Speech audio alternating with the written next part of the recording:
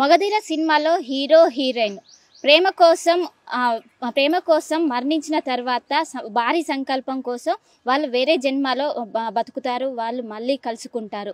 ఇది కేవలం కథ మాత్రమే, సినిమా కథ మాత్రమే. కానీ ఇలాంటి కథనే రియల్ జీవితంలో ఉంటంటూ కూడా మనకి ఈ మధ్య సోషల్ మీడియాలో హల్చల్ చేస్తుంది. ఇదే కథకు సంబంధించి కూడా ఒకవైపు నాగరాణి ఆలియాస్ భవిత, ప్రస్తుతం మనతో పాటు భవిత ఉన్నారు. వారితో మాట్లాడి అసలు నిజంగా పోయిన జన్మ అనేది నిజంగా ఉంటుందా, ఏ విధంగా గుర్తుపట్టింది అనే విషయం తెలుసుకుందాం. హాయ్ భవిత. కానీ మనకు అసలు ఈ జన్మలు అంటేనే కూడా ఇప్పుడు ఈ జనరేషన్ పిల్లలు జనరల్గా నమ్మరు. కానీ నువ్వు పోయిన జన్మలో ఎవరైతే ప్రియుడు కావచ్చు, భర్త అని అంటున్నావు.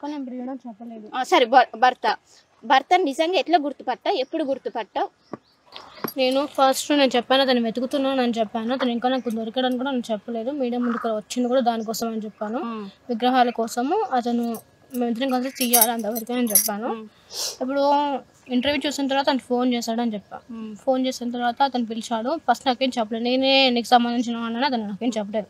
జస్ట్ ఉండి చేద్దామని, హెల్ప్ చేద్దామని అనుకున్నాడు. కానీ తన పేరు చెప్పుకొని తను చేసుకోవాలని అనుకోలేదు. నేనే గట్టిగా అడిగాను ఏంటి అని చెప్పేసి. అడిగితే కనుక ఇలా జరిగాయి, మిమ్మల్ని చూస్తే నాకు ఇలా అనిపిస్తుంది, ఇవన్నీ ఎందుకని అడుగుతా కనుక అప్పుడు కూడా తను ఒప్పుకోలేదు. మళ్ళీ నేను అన్ని కన్ఫర్మ్ చేసుకున్న తర్వాత వదిలేసాను. నేను చెప్పకపోతే వదిలేసాను. తర్వాత మెల్లగా నేను గట్టిగా అడిగిన తర్వాత మళ్ళీ చెప్పిన తర్వాత నేను కన్ఫర్మ్ చేసుకున్నాను. అది కూడా ఏమీ నార్మల్గా ఏం కన్ఫర్మ్ చేసుకోలేదు.